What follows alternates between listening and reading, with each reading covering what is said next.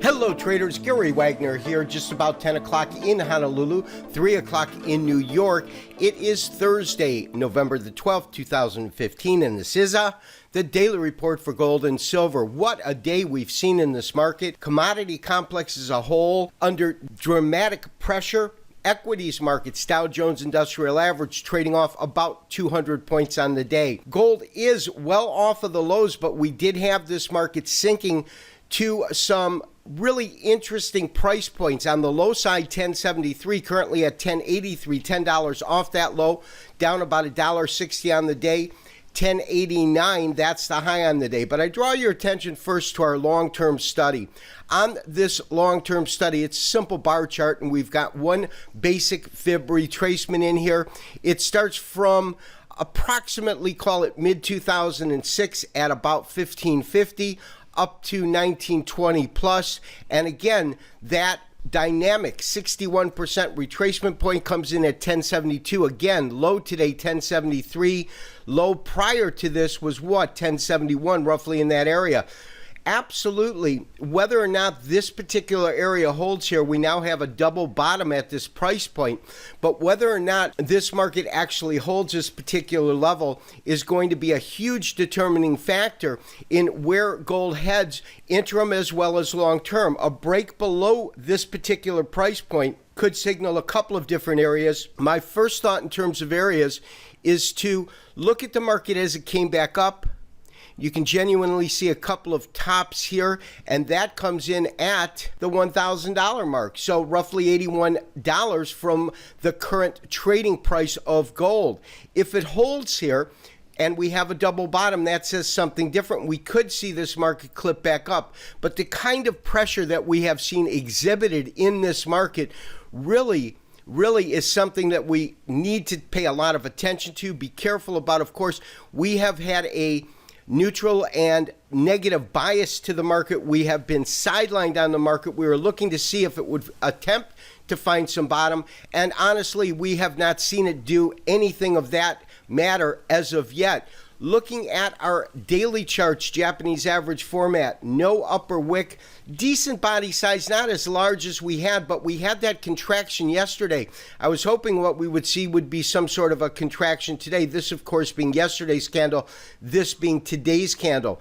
So traders, there's absolutely no doubt we are at a critical crossroads in the market, especially when you consider that we've got this double bottom back at 1072, a point that we hit earlier, call it June, July of this year. So traders, there's no doubt we have been under dramatic pressure today in the precious metals markets. As I said, specifically gold trading off to that double bottom. Now we are looking at a daily chart, and that hopefully will give us a little bit of insight into the market. And I draw your attention to this price point right at around 1080, and we have labeled that as a critical area of support. Now we do have lows below that, and we actually breached that low today. But take a look at this single candlestick type right here. Look at how it's come off of the lows. It's almost a doji right now, very, very small bodied candle. And I have been under the belief and assumption that what we are looking at in the market in essence right now is the market consolidating, but it's consolidating with lower pricing, and we're getting that break today. As I said, we are absolutely right now at a very, very critical point, and whether or not this market can hold 1080, that to me is the price point to watch, because a move below that I believe would signal a move to about $1,000 per ounce. That's the next real level of support, some stabilization, and we could look for this market maybe right now. We'd want to see it move first to 1100. That's based upon these sets of lows here, and of course if it could in fact move above that, we would look in the 1150 area based upon a couple of tops, this top here as well as this top here. Silver, the same type of activity. We've had a much more dramatic sell-off in silver. When we look at our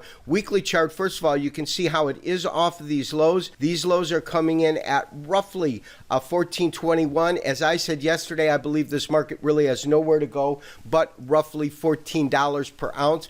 This is the weekly chart, pretty large drawdown on the day. However, when we look at our daily, you can see a couple of things. First thing that you can see is dramatic kind of sell-off we've seen since this market hit these highs at about 1640. But traders, look at this right now, and as I said, it's about 10:15, so trading is still pretty active. But we have the market well off of the lows, well below the highs of the day. High of today, for example, is around 48, but this market is in essence unchanged, trying to give us a slight uptick. You can see that this candle is still red, and as long as it stays red, of course, that means that we are looking at lower pricing. Quick conversion to a Japanese average to see if we can glean any kind of specific information, and we'll go ahead and change that right now. But you can see still large body size, still absence of any of these upper wicks, and we are well below what were the recent lows, and those recent lows came in roughly at about 1440. They're right here, and they're based upon this low that we see right here, as well as some of the real bodies that we have right in here. So we've broken below here, 1440, pretty critical area. My sense is that if we are going to see this market stabilize, it really won't be until about $14 per ounce. As I said, we're absolutely at a critical juncture in the market.